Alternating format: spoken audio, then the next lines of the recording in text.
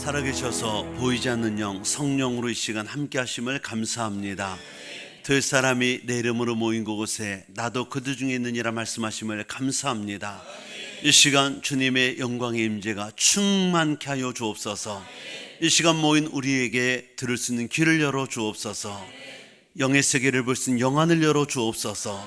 하나님의 나라를 볼 수 있는 영안을 활짝 열어 주옵시고, 우리 마음을 활짝 열어서 깨닫는 마음을 주시되 아버지의 말씀이 심겨져 백배 나귀의 씨를 맺고 하나님께 영원한 삶이 되게 하여 주옵소서. 오늘 이 자리에 나온 최고석들을 축복하여 주옵소서. 한 사람 한 사람 주의 천군 천사로 호위하여 주옵시며 악한 역사를 막아 주옵시며 듣지 못하게 보지 못하게 깨닫지 못하게 역사 악한 영은 예루살렘에 따라갈지어다. 하나님, 이 시간 천군 천사 호위하여 주시고 주님의 충만한 은혜가 우리 가운데 넘쳐나게 하여 주옵소서. 주여 생수강이 흘러 넘쳐나게 하여 주옵소서. 이 시간 우리 모두 한 사람 한 사람을 축복하신 믿사옵고 우리를 권하신 예수의 이름으로 감사하며 기도 올리옵나이다. 아멘. 할렐루야. 옆에 분과 인사합시다. 하나님의 귀하를 기다리셨습니다. 주일날은요, 하나님이 여러분을 오시기를 기다린 날입니다. 한 번 더 인사합니다. 하나님의 귀하를 사랑하십니다.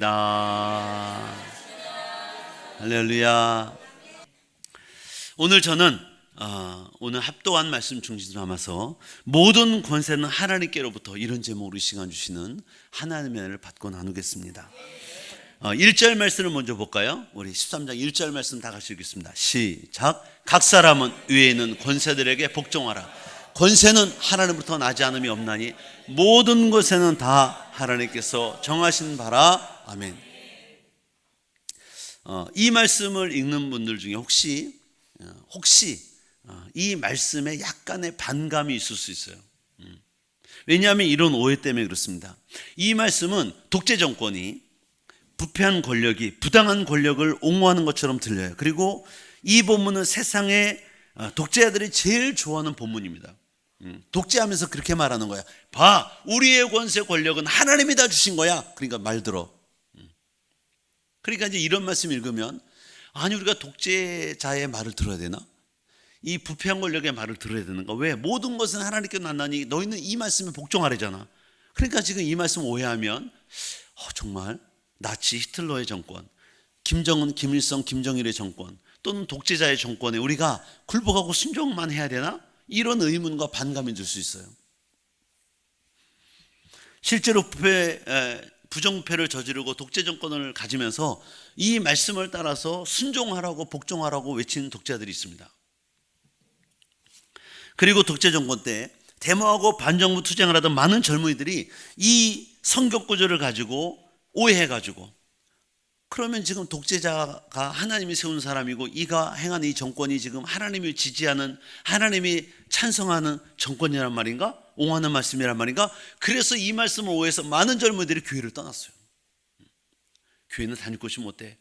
이 독재자를 옹호하는 하나님 말씀 봐봐, 성경은 믿을 게 못돼. 이러고 실제로 독재자 정권 때 많은 학생들이 말씀에 깊이가 없으니까 단지 문자적 해석만 하고 떠나는 사람이 많다는 거야. 이 안타까운 일이죠. 여러분, 성경을 여러분들이 그래서 필히 교회에서 배워야 돼요. 왜 하나님이 주의 종을 신학을 시키고 성경을 깊이 10여 년 이상을 연구하게 하고 훈련해서 이 자리에 세웠을까요? 이유가 있죠. 그러니까 성경을 여러분이 얕게 보면 성경을 어떻게 해석하냐면, 읽으면서 문자적으로 그냥 로고스, 문자적으로 해석하는 거야. 거기에 담긴 깊은 뜻까지 모르고 넘어가는 거야. 이걸 일명 수박 겉핥기다, 이렇게. 그리고 또 오해예요, 오해. 성경을 도덕적 개념을 가지고 도덕적 관점에서 성경을 해석하면 오해할 부분이 많아요. 하나님은 도덕도 없는 분, 인격적이 않은 분, 또 윤리적이지 않은 분, 이렇게 해석이 돼요. 하나님을 그렇게 본단 말이야. 그리고 성경을 또 과학적 관점으로 여러분 성경을 대하면 성경은 오류투성이에요. 우리 과학과 전혀 맞지 않아. 그러니까 과학자들이 논리적으로 이치적으로 따져 들어가서 합리적인 것이 돌출이 되는데 결과가 안 맞는 거야. 어떻게 했으니 무리를 걸어? 중요의 법칙을 거스른 거 아니에요. 세상에 이런 법이 어딨어. 이것부터 딱 막히는 거야. 창세기 1장부터 막혀요. 하나님의 태초에 천지를 말씀으로 창조하시니라. 어떻게 이게 가능해? 이렇게 되는 거야. 그러니까 여러분이 성경을 접근할 때는 윤리적, 도덕적 또는 과학적, 의학적 이런 세상의 어떤 것을 관점과 눈으로 성경을 이해하려고 하면 여러분 다 실패합니다. 성경 못 믿을 책이야. 판타지 소설이야. 그냥 동화책이에요. 전설 따라 삼천리야. 그러니까 절대 그런 관점으로 여러분이 성경을 대하면 안 돼요. 이걸 다 내려놓으셔야 돼. 왜? 하나님은 전지전능하신 분이에요. 우리 인간은 한계투성이고, 인간은 한계가 있어요. 한계. 생각하는 것, 사고하는 것, 무엇을 논리적으로 과학적으로 뭘 따져도 다 한계에 부닥쳐요. 일단 여러분, 사람은 한 번 죽잖아. 사망에 다 매여 있어요. 세상에 태어난 모든 인간은 한 번 다 죽습니다. 사망에 매여 있는 자들이에요. 죽어요. 한 번은 생명 끊어진단 말이죠. 그러나 하나님은 죽은 자를 살리세요. 부활시킨다니까. 영생을 얻게 하신다니까. 어떻게 해석할 거예요? 인간의 생각과 인간의 가치관, 인간의 모든 학문을 가지고 성경을 재료하지 마세요. 그것부터가 넌센스야. 안 돼. 이거 내려놓으셔야 돼. 그래야 여러분 가운데 진짜 믿음이 생겨나요.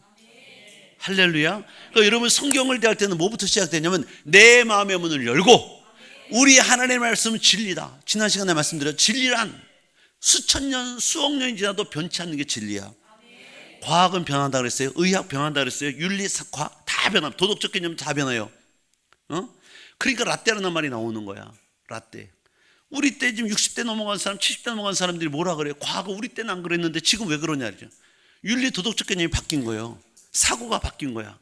과학도 마찬가지예요. 과학도 예전에 가진 과학의 측정 방법으로 했던 것들이 진리인지 알았어. 진짜인지 알았어. 근데 지금은 더 현미경이, 더 망원경이 더 발달된 지금은, 과학이 발달된 지금은 예전에 돌출된 값보다 더 이상한 게 나와요. 더 놀라운 게 나온다니까. 과학을 진리처럼 여겼던 사람들이 놀라는 거예요. 왜? 과거에는 망원경으로 우리 태양계를 봤을 때 고까지뿐이 안 보였는데 지금은 우주 공간에 뛰어는 망원경으로 보니까 그 뒤에 있는 별들이 더 보여. 태양계가 10개 별로 되어 있다, 뭐 9개 별로 되어 있다, 이거 진리처럼 여겼잖아요. 아니요, 더 많은 별이 있어요. 그러니까 뭐예요? 과학이 진리가 아니라는 거지. 과학은 시대 따라 더 발전함에 따라 바뀌는 거야. 그러니까 우리는 학습되어 왔어요. 세뇌되어 왔어요. 과학은 진리처럼 하나 더하기 하나는 2야. 아니요, 하나님 앞에서는 0도 될 수 있고요, 1000도 될 수 있어요. 베드로서의 말씀 한 가시죠. 하나님 앞에는, 주께는 하루가 1000년 같고 1000년이 하루 같다. 사람의 말로는 이해 못합니다. 이걸 어떻게 하루가 1000년 같고 1000년이 하루 같아요? 인간의 계산법으로 안 돼요. 1과 1000년이 같습니까? 하루와 1000년이 같습니까? 안 돼요. 그건 하나님 할 수 있어요. 이렇게 되니까 여러분들이 과학적, 논리적, 이치적, 합리적으로 성경을 바라보려면 이미 실패한 거야. 성경 이해 못합니다. 그러니까 여러분들은 마음의 문을 열고, 주님 깨달아지게 하옵소서. 이 자세 앞에 하나님의 말씀이 깨달아지기 시작해. 하나님의 믿음을 더하셔. 본을 열어주시고 듣는 걸 깨닫게 하세요. 할렐루야. 여러분이 그렇게 성경을 대하셔야 됩니다. 그러면 성경이 이해가 가끔 하나님 도와주세요. 마음의 문을 여시고, 주님 깨닫는 마음을 주세요. 들을 수 있는 귀를 열어주세요. 주님 영의 세계를 볼 수 있는 눈을 열어주세요. 그럴 때 하나님이 하나 둘씩 이해가 가게 하세요. 장 목사 바보 아닙니다. 장 목사 바보 같아요? 성경 말씀 저는 100% 다 믿는데 저는 바보가 아닙니다. 바보가 아닌데 어떻게 다 믿을까요?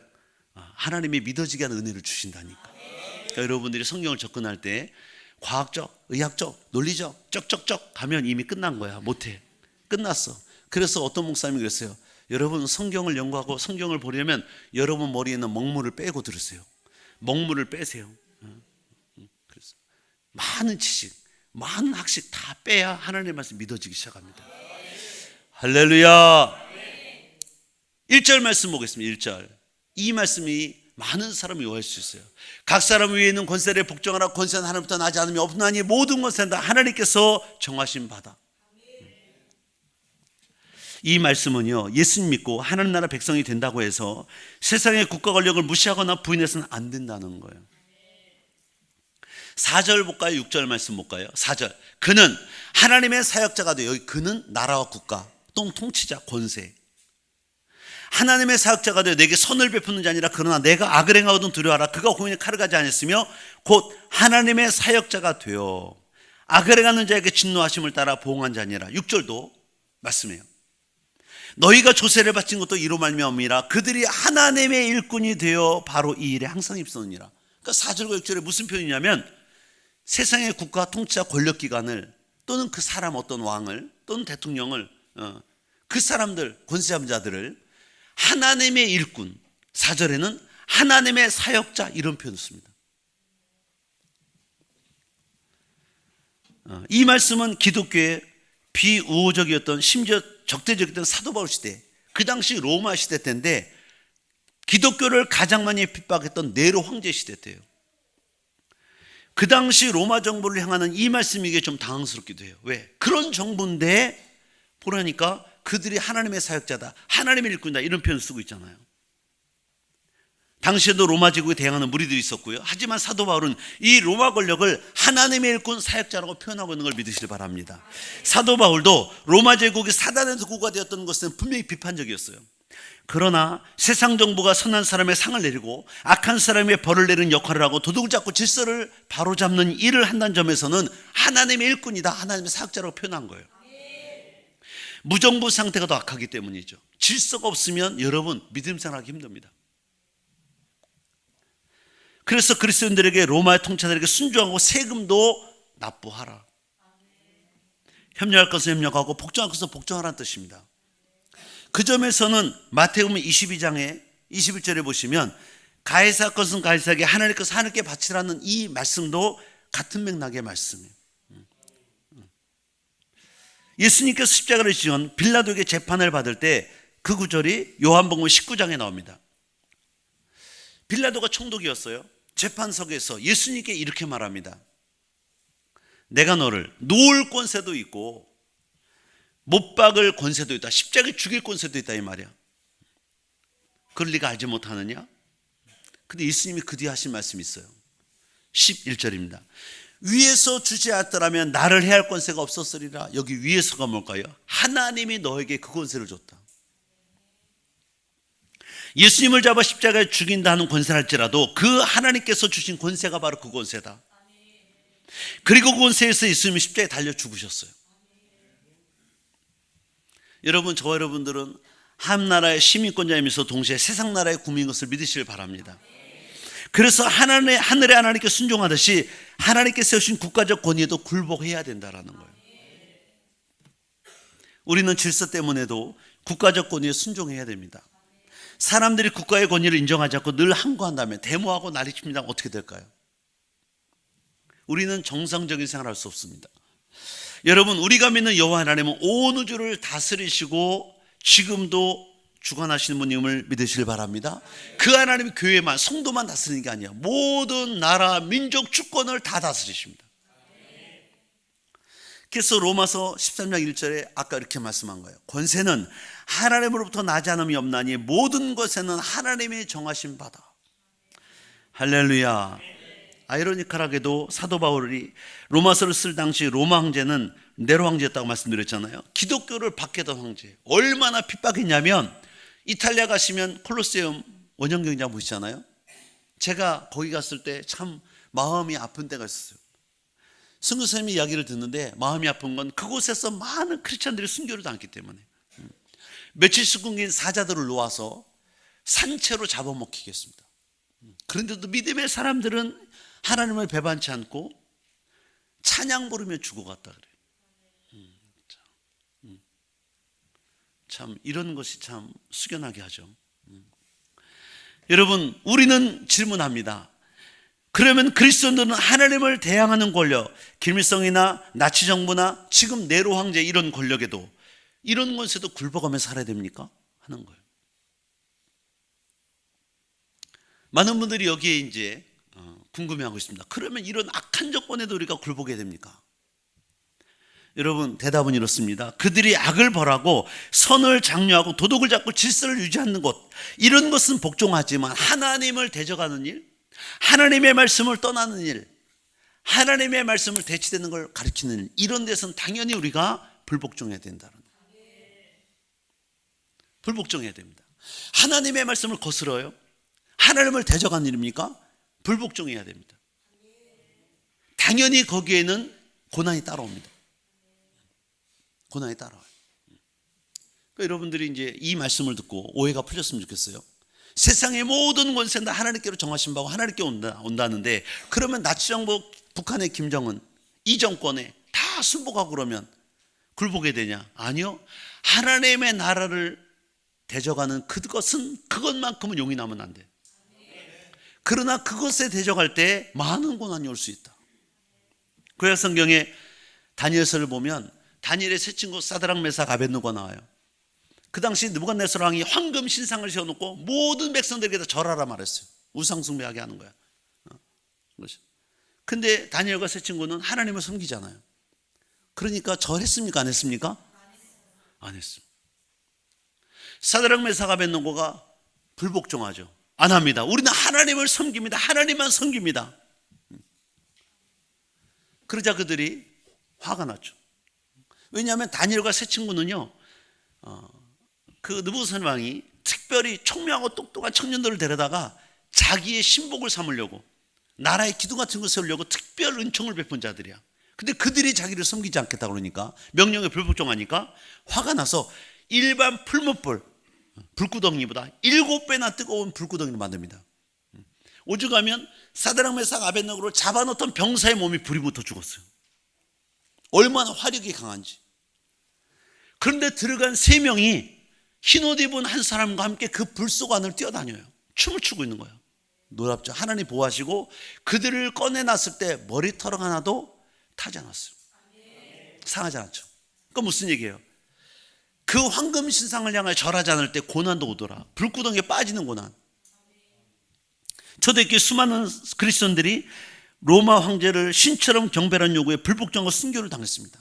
톱으로 쳐서 죽고, 기름바에 떨어뜨려 죽고, 끓는 물에 집어넣어 죽고, 사람이 형용할 수 없는.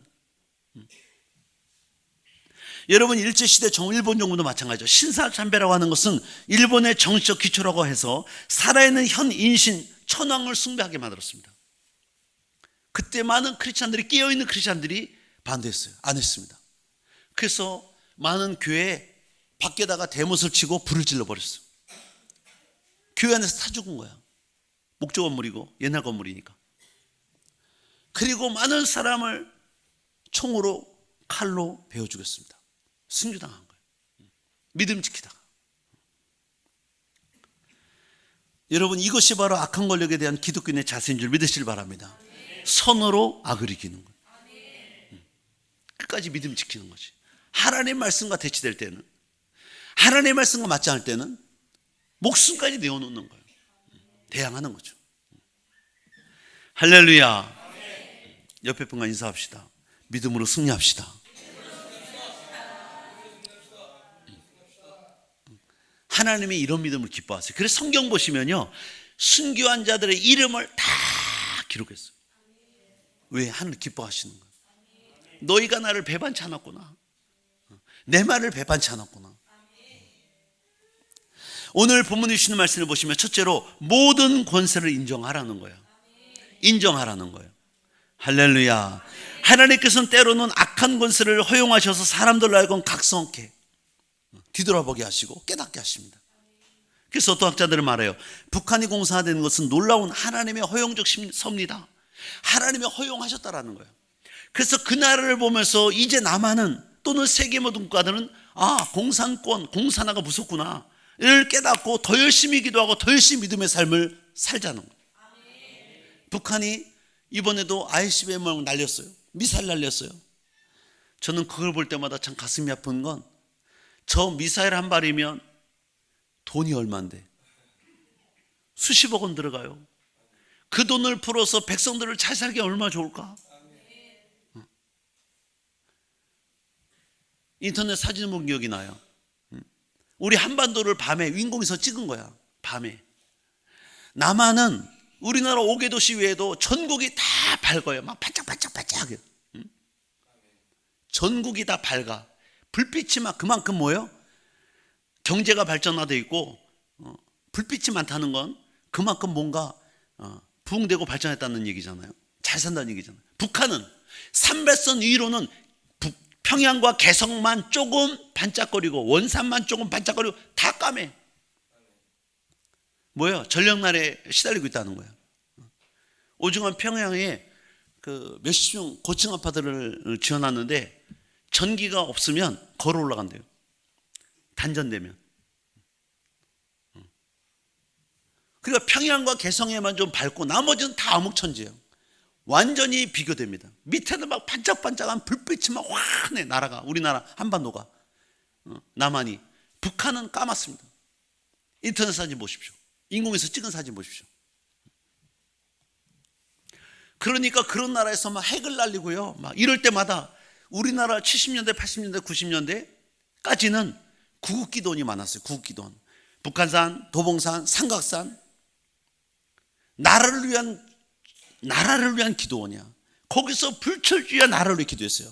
북한에서 간첩을 난파한다, 무슨 뭐 핵을 날린다, 별 이야기를 막 공포하면, 공갈 협박하면 우리나라를 지켜달라고 그들이 기도하는 거야.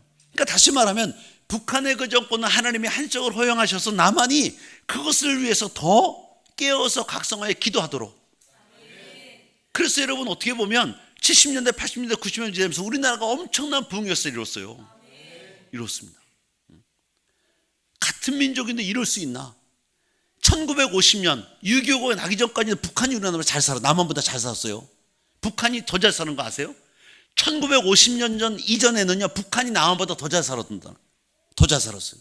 제가 지난주에 우리 성도님들 다녀온 필리핀도요, 6.25 나기 전까지 우리나라보다 잘 살았던 나라예요. 다 잘 살았던 나라. 지금은 이제 한 70년 지났는데 전세가 역전됐어요. 수십 배 잘 살고 우리나라가. 하나님께서 은혜를 주신 거지. 여러분 초대교회 역사에도 이 원리는 동일하게 적용되는데, 당시 로마 황제에 엄청난 핍박이 있어요. 네로라는 황제가 기독교를 핍박한 10대 황제가 있거든요. 그 중에 넘버원이 네로 황제야. 검은고양이 네로가 아니에요. 검은고양이 네로가 아니고, 귀엽고 깜찍한 네로가 아니고 어마무시한 네로 황제였습니다. 기독교인을 정말 무섭게 핍박했어요. 근데 놀라운 것은 핍박을 하면 할수록 기독교는 번져나갔다는 거야. 이번에도 비 오기 전에 산불이 많이 났어요. 우리나라에. 바람 불면요, 불티가 날아가서 다른 데 떨어지면 또 불나요. 그런 이치야. 핍박을 하면 할수록 성도들이 흩어져 가지고 가서 복음을 더 전해. 그 말씀이 사도행전 8장 1절에 나와요. 보실래요? 사울은 그가 죽임을 당할 마땅이더라. 그날에, 핍박이 있던 날에, 스데반 집사가 죽었던 순교하는 그날에 예루살렘에 있는 교회 큰 박해가, 사도회는 다 유대와 사마리아 모든 땅으로 흩어지니라. 가서 가만히 있었냐? 아니요. 복음 전하고 성령 충만 그들이 나서 병을 고치고 귀신 여쫓고 초대교회 역사가 일어났어요. 핍박을 통해서 교회는 부흥했습니다. 하나님께서는 악한 로마 황제에게 권세를 허용하시고 그 악한 권세를 통해서 복음이 세계로 퍼지게 하셨다. 그래서 큰 그림, 빅피처로 보면 다 하나님이 허용하신 거다, 이렇게 볼 수 있죠. 합력하여 복이 되게 하셨다. 우리가 이미 살펴본 것처럼 로마서 11장 3절에 보시면 이렇게 말씀합니다. 이는 만물이 주에게서 나오고 주로 말미암고 주에게로 돌아갑니다. 그에게 영광이 세세토록 있을지어다. 아멘. 여기엔 만물이란 단어 속에는요, 이 모든 일이 다 들어가 있습니다. 이 모든 큰 일들이 다 들어가 있어요. 그러니까 세상의 모든 것에도 포함되어 있는데, 선한 것이나 악한 것이나 모든 것에는 다 하나님께서 나와서 모든 것에는 하나님으로 말미암고 하나님께 돌아가는 거예요. 그런 거예요.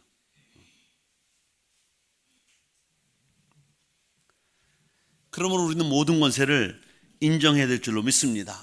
하나님께 나온 권세 인정하자. 둘째로는 모든 것에 순복하라는 거예요. 순종하고 복종하라는 거예요. 다시 한번 1절 볼까요? 1절 읽어봅니다. 시작. 각 사람은 위에 있는 권세들에게 복종하라. 권세는 하나님으로부터 나지 않음이 없나니 모든 권세는 다 하나님께서 정하신 바라. 아멘. 그러니까 선한 권세든 악한 권세든 하나님께서 허용하시고 하나님께 세우셨기 때문에 우리는 위에 있는 권세에 순복해야 된다.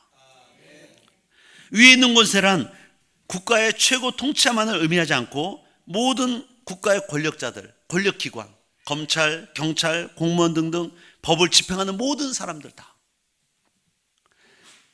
그래서 그들의 질서에도 순종해라. 사실은 지난번 코로나 팬데믹 기간 동안 2년 4개월 동안 이것 때문에 많은 교회들이 서로 찬성과 반대로 나뉘어졌어요.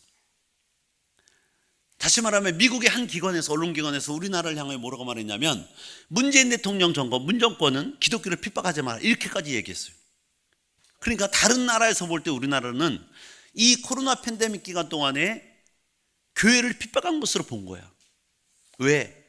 대면 예배 금지, 소그룹 모임 금지, 식사 금지. 제가 정말 이런 말에 저희는 마스크 쓰고 거리두기 하고 끝까지 모였습니다. 소그룹 모임 포기하지 않았어요. 식사 금지가 나온 너 기가 막힌 게, 의정부 시내 맛집은 그때도 1m 간격 없어요. 번호 받고 다 들어가서 먹었어요. 그 집은 하루 12시간 장사를 하는데 옆에 붙어서 다 식사를 했어요. 하루 24시간, 하루 12시간, 1년, 아니 한 달 30일을 계속. 그런데 교회는 일주일에 한 번 식사를 하는데, 식사 시간 우리 한국 사람 빨리 먹잖아요. 국수 후루룩 뚝딱 20분이면 끝나. 그것도 못하겠어요. 전철은 사람들이 수두룩 빽빽 콩나물 시루처럼 막 치워날리는데 거리두기 안 했습니다. 유명한 맛집 거리두기 안 했어요. 다 받았어요. 시간 조절 안 했어요. 다 했어요. 근데 왜 교회만 일주일에 한 번 먹는 그 식사 시간, 그것도 20분 먹는 그 시간을 왜 막냐 이거야. 예배도 마찬가지고. 난 그런 것들이 하나님의 말씀을 하나님의 말씀과는 배치되는 말씀입니다. 정권의 그 말들이, 집행하는 것들이 하나님의 말씀과 배치해서 저는 안 들었어요. 안 들었습니다. 그래서 그것 때문에 이 말씀을 오해하는 많은 목사님들이 정권에 순종해야 된다, 다 온라인으로 돌려라. 죄송하지만 온라인 예배 드린 교회들마다 다 힘들어졌어요. 거의 다.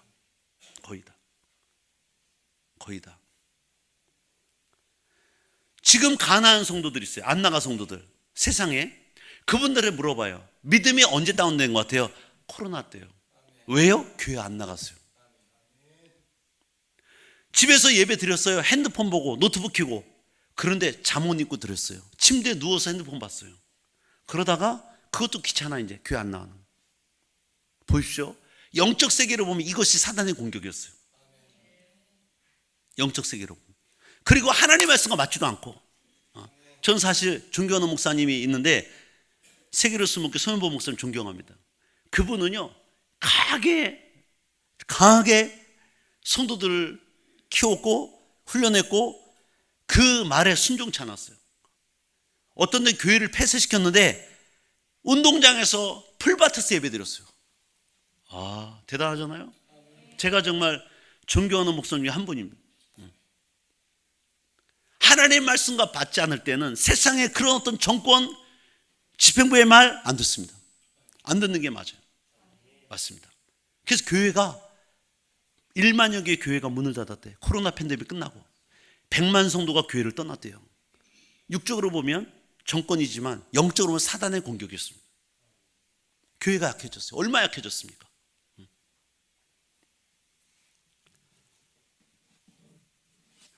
그러니까 하나님의 말씀에 합한 건 순종해도 그렇지 않은 건 순종하지 않습니다.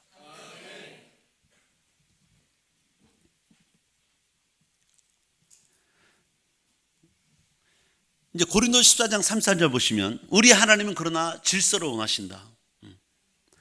다 같이 읽어볼래요? 시작. 하나님은 무질서의 하나님이 아니시고 오직 화평의 하나님이시니라. 모든 성도가 교회에서 함과 같이. 할렐루야. 무질서의 하나님이 아니시오 오직 화평의 하나님이시다. 질서를 지키라. 하나님의 말씀에 배치만 안 되면, 반대만 되지 않다면 순종하고 질서를 지켜라. 인정하라, 그 말이에요. 이런 점에서는 예수님께서도 우리에게 훌륭한 모범을 보이셨는데, 당시 로마 총독인 빌라도 앞에 나와서 재판받으셨죠. 그 재판은 분명한 불법 재판, 불법입니다. 그러나 그 재판에서도 주님은 인정하시고 시인하셨어요. 요한복음 19장 11절을 보시면 예수님 말씀하잖아요. 예수께서 대답하시되 위에서 주지 않으시더라면 나를 해할 권한이 없으리니 그러므로 나를 내게 준 자의 죄는 더 크다 하시니라. 하나님이 주지 않았다면 이 말씀이 무슨 말씀일까요? 예수님이 당신을 해할 권한을 하나님께서 이미 빌라도에게 주신 것을 인정한다는 말이에요. 그리고 순순하게 십자가에 달려 죽으셨습니다. 그러므로 우리 크리스찬들은 위에 있는 권세에 순복해야 됩니다. 그들에게 순복하지 않는 것은 하나님께서 주신 권세에 순복하지 않는 것이기 때문에 어려움을 당하죠. 2절을 볼까요? 2절 말씀 읽겠습니다. 시작. 그러므로 권세를 거스른 자는 하나님의 영을 거스른 자들은 심판을 자처하리라. 아멘. 여기서 심판받는 것은 하늘나라가 심판받는 것이 아니라 이 땅에서 법을 지켜야 하기 때문에 그에 상응하는 법적 제재 조치를 받는 걸 말합니다. 우리가 이 땅에 살면서 나라의 법을 어기면 그에 따른 법적 심판을 받습니다. 그러나 우리 크리스찬들은 위법에 따른 법적 제재가 무서워서 지키는 것이 아니라 하나님께서 이 땅의 질서 유지를 위한 허용하신 법이기 때문에 지켜야 된다. 셋째로 오늘 본문의 말씀은 납세의 의무를 다하라 말씀합니다. 6절 7절 말씀 볼까요? 6절 7절 말씀 있습니다. 시작. 너희가 조세를 바치는 것도 이로 말미암음이라. 그들이 하나님의 일꾼이 되어 바로 이 일에 항상 힘쓰느니라. 모든 자에게 줄 것을 주되 조세를 받을 자에게 조세를 바치고 관세를 받을 자에게 관세를 바치고 두려워할 자를 두려워하며 존경할 자를 존경하라. 아멘. 우리나라에도 3대 의무가 있죠. 잘 아시죠? 국방의 의무, 교육의 의무, 납세의 의무 있습니다. 한마디로 오늘 본문도 세금을 잘 내라 그 말이에요. 여러분들은 세금은 잘 내고 계십니까? 잘 내고 계세요? 우리 교회는 잘 내시는데 간혹 안 그런 분이 있어요. 안타깝습니다. 장로님이라는 분이, 권사님이라는 안수집사님이라는 집사님이라는 분이 세금을 안 내요. 저희 교회도 세금 내는 거 아세요? 종교세 내라 해서 내요. 냅니다. 안 내는 분들이 있어요. 여러분, 세금을 많이 낸다는 건 그만큼 받은 축복이 많다는 얘기 아닌가요? 매출이 많이 높아졌다? 그런 말 아닐까요? 잘 냅시다. 우리 교회는 잘 내시는데 간혹 안 내는 분들, 세금을 자꾸 떼드시는 분이 있어요. 떼어 드셔 자기가. 그건 맞지 않습니다. 성경적 아니에요. 예수님도 성경을 보면 세금을 잘 내셨습니다. 그래서 그 당시 내는 세금들을 다 베드로에게 명하시죠. 내가 지금 바다로 가서 낚시를 해서 처음 올라온 고기에 입을 열면 거기에 한 세겔이 있을 것이다. 그 세겔을 너 하나에서 반 세겔씩 내라. 뭐 이런 말씀도 있고요. 세금 내라 말씀 하십니다. 가이사 건 가이사에게, 하나님의 것은 하나님께 드려라. 뭐 이런 말씀도 있고요. 사업하는 분들이 세금 잘 내셔야 됩니다. 제가 이런 얘기 들었어요. 언젠가 미국에 간 한국인들이, 이민 가신 분들이 한국에서는 어떻게든 세금을 잘 안 내려고 하잖아요. 절세, 세금을 정당하게 지혜롭게 여러분이 잘 안 내는 건 좋은 건데 불법은 안 되는 거죠. 불법. 근데 이민 간 분들이 어떻게 하면 미국과 세금을 적게 내려고 하다가 미국은 세금을 낸 만큼 혜택을 준대요. 세금을 많이 내면 그만큼 많은 혜택이 있대. 그걸 모르고 이제 세금을 어떻게든 안 내려고 하다가 받을 혜택이 아무것도 없다는 거예요. 그래서 어려움을 당했다는 얘기를 들은 적이 있어요. 여러분, 세금이 나라를 운영하는 것이죠. 나라가 움직입니다. 여러분, 그래서 하여간 우리가 할 수 있다면 세금도 정확하게 낼 수 있기를 바라고, 전 여러분이 세금 낼 때요, 갈라디아서 말씀과 누가복음 말씀을 여러분이 생각하고 믿음으로 했으면 좋겠어요. 세금은 마땅히 내가 내야 되고 줘야 나라에 주는 거지만 이것도 믿음을 여러분이 활용해. 믿음을 주라. 그리하면 너에게 줄 것이니 곧 후히 되어 누르고 흔들어 넘치러 가요. 너에게 안겨주리라. 최소 4배가 와요. 그러니까 세금 납부할 때도 아까워 이러지 말고 내가 준다. 나라에, 나 나라에다 돈 주는 사람이야 이러고 탁 주세요. 아니, 나라에다 돈 주는 건 이건 아무나 하는 게 아니에요. 아니, 개인끼리 돈 주는 건 우습잖아요. 뭐 10,000원 주고 뭐 5만 주는 거 쉽잖아요. 근데 나라에 돈 주는 거 쉽지 않아요? 나라끼리 돈 주고 받는 걸 차관이야, 차관. 여러분이 세금 내면서 아까워하지 말고 나 나라에다 돈 주는 사람이야.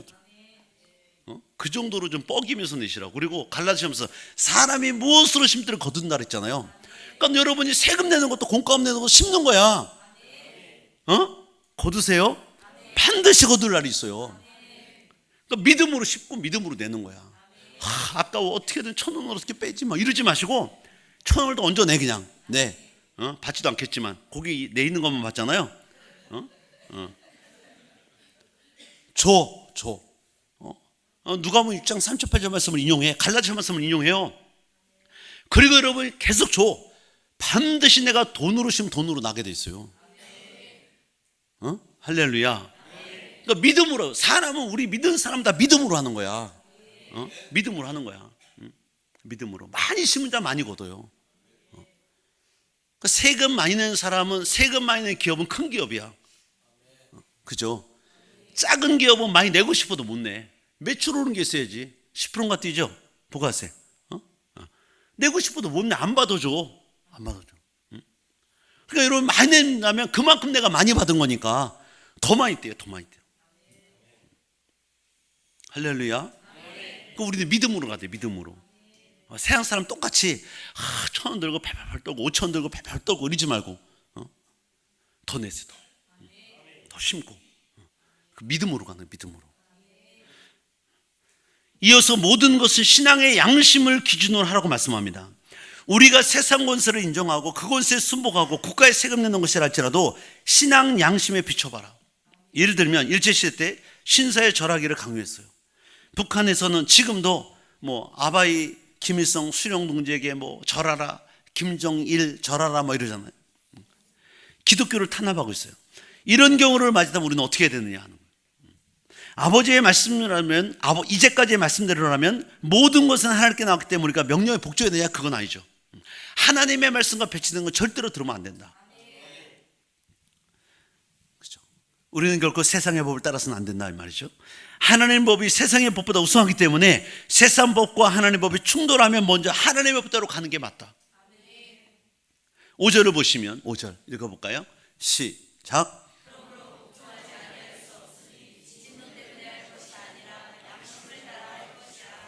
이 말씀은 우리가 세상의 권세, 하나님 권세를 순복할 수 있는 좋은 기준이 되는데 양심을 따라서란 말씀입니다. 양심을 따라. 이건 신앙 양심을 인하여. 그래서 어떤 사건과 어떤 일을 맞닥뜨렸을 때는 가장 우선적으로 하나님의 말씀을 비춰보는 거예요. 하나님의 말씀을 기준으로 보는 거예요. 그 다음에 세상의 기준을 세워라. 가령 예를 들면 이런 거죠. 내가 어떤 세금 회사에서 일을 하는데 세금 파트 이런 파트 일을 하고 있는데 직장상사가 오더니 야 김대리, 야 김과장, 야 요번에 세금 좀 떼자. 비자금 만들어야 되니까 1억 낼 거 한 8천으로 줄여봐. 이런 거죠. 부당하게 얘기하는 거 있잖아. 이런 것을 우리가 순복해야 되냐 이거예요. 주어진 권세잖아. 이것도 회사 내에서 나보다 상사로서 주어진 권세가 있어요. 회장 있고 사장 있고 대표이사가 있고 있잖아요. 그 상사들이 부정한 것을 청탁했을 때 내가 하나님의 기준으로 할 것이냐, 그들의 하나님이 주신 권세라고 인정하고 그들의 말을 따를 것이냐, 어떨 것이냐. 그러나 여기서는 우리가 양심으로 인하여 양심을 따라서 하라 그 말이에요. 할렐루야. 가끔은 이제 예전에 놀던 분들이 덩치 큰 형님들이 머리 깍두기 머리 한 사람들이 왜 가서 야 너 가서 저 뺏어와 훔쳐와 이러잖아요. 지갑 뺏어와 핸드폰 뺏어와 이런 얘기 하잖아요. 그때 신앙 양심상 이거 해야 되냐 말았냐 이런 거죠. 부정투표 내가 선관위 있는데 투표에 관련된 일을 하고 있는데 선관위 일을 하고 있는데 갑자기 큰 권력자 VVIP가 오시더니 요번에 좀 투표를 우리 쪽으로 유리하게 한 당을 지지하면서 그쪽 당을 좀 유리하게 해야 되니까 가짜표를 많이 만들어내든지 자기들이 반대편 진영의 그 투표 함지를 그쪽 많이 나오고 있으니까 그쪽 투표함을 없애라든지 이런 얘기 할 수 있잖아요. 과거 우리나라도 그런 일이 있었다 없었다 얘기가 설왕설래 하는데 그런 부탁을 들었어. 내가 어떻게 할 것이냐 이거. 우리나라의 최고 통수권자가 VP 그분이 말씀했는데 내가 지금 선관위인데 이것을 내가 따라가냐 말하냐. 하나님이 쓰신 권세 아니 적어도 하나님이 주신 권세. 우리는 최고의 권세. 그렇다면 그 말을 따를 거냐 내가 지금 내 선한 양심을 따를 것이냐. 이런데도 이런 붙이시는 거죠. 어떻게 됩니까? 어떻게 따라가야 되는 거예요? 안 따라가야 되는 거예요? 근데 대답이 이렇게 흐려? 고민해야 되는가? 선한 양심 따라서. 그건 아닌 거잖아요, 그죠? 그건 아닌 거예요. 뭐 물건 훔쳐라, 세금을 떼먹어라, 뭐 선거제 투표를 조작해라, 이런 건 절대 아닌 거지. 이건 아닌 거죠. 공의와 정의가 흐르지 않는 거죠. 재판관도 마찬가지예요. 재판석에 앉은 사람이, 판관이 재판석에 앉았는데 뇌물을 받고 재판을 굽게 하는 거, 돈 준 편으로 굽게 하는 거, 이것도 안 된다. 성경에 그런 말씀이 많이 나오잖아요. 재판이 굽어지는 거야. 뇌물 받고, 잘못해서 뇌물을 받지 말래 그러니까. 그러니까 뭐냐면 재판이 굽어진다 이 말이죠. 옳은 게 나쁜 게 되고 나쁜 게 옳은 게 되는 거야. 이런 것은 안 된다. 하나님이 막으시는 거다. 그러니까 이런 것은 양심 따라서 우리가 언제 노 할 수 있어. 노. 할렐루야. 이래야 된다. 그럼 직장에서 잘리는데요. 잘려 그냥. 하나님 책임지십니다. 그 정도 믿음이 있어야지. 그 정도. 아까 사드락메사 아벳느고 보세요. 황제의 명을 어기고 하나님의 말씀을 따라 우상숭배 안 한다고, 절하지 않겠다고, 하나님만 섬기겠다고. 죽을 자리를 살려주셨나 봐. 그리고 그 다음에 더 누구나 사랑이 더 그들을 달리 보잖아. 더 높여주고. 할렐루야. 그러니까 우리가 믿음으로 간다면 그 정도까지 가야 되는 거야. 당장에 인사에 불이익이 있고, 당장에 호봉수에 문제가 생기고, 뭐 연금 1년마다 2년마다 연봉을 다시 조정할 때 문제가 생기고 이러니까 막 거기에 휘둘려 가지고 아닌 걸 그라 그러고, 그렇다는 것을 아니라 그러고 이러면 안 된다는 거야. 우리 선한 양심, 하나님 주신 양심의 이 선한 센서지, 우리 센서. 하나님의 말씀을 따라, 하나님의 명을 따라가는 이 선한 센서가 작동할 때는 그 양심을 따라가셔야 됩니다. 양심에 화인맞은 자가 되면 안 된다는 거죠. 양심이 마비됐다 이거 안 됩니다. 선한 양심 따라. 할렐루야. 그러니까 여러분들이 모든 일을 믿음으로 갈 때 양심 따라가세요. 여러분이 무엇인가 말하고 행동할 때 양심이 먼저 울려. 그죠? 부정하는 것을 하든지 뭔가 불의한 일을 하면 내 양심이 말합니다. 센서가 울려요. 너 집사인데 그러면 되겠냐? 너 제아들교회 성도인데 그러면 되겠냐? 너 하나님 성민자 그러면 되겠어? 딱 들어와요. 그때 하면 안 됩니다. 빨간불인데 막 건널까 말까 이런 갈까 맞아. 두리번거리면 사람만 없으면 건너가겠는데 이런 사람들이 길을 신호등서 가지고 해야지. 양심 따라가는, 양심 따라, 선한 양심 따라. 할렐루야. 오늘 말씀했습니다. 우리 크리스찬들에게는 시민권이 두 개입니다. 이 땅에 사는 육적인 시민권과 하나님의 영적인 시민권이 있어요. 하나님 법도 있고요, 이 세상 법도 있습니다. 여러분 항상 하나님의 법, 하나님의 시민권으로 사시길 축복합니다. 두 법이 충돌할 때 항상 하나님의 법으로, 세상 법이 아니에요. 한 나라 시민으로서의 삶을 사시길 축복합니다. 하나님의 말씀 어긋나지 않고 하나님의 영광을 가리는 일 아니라면, 그러나 세상 법을 잘 지키시고 세금도 잘 내므로 인하여 아름다운 믿음의 사람들, 믿음의 성도들 되시기를 주님으로 축복합니다. 그럴 때 세상도 칭찬해요. 그럴 때 세상도 칭찬합니다.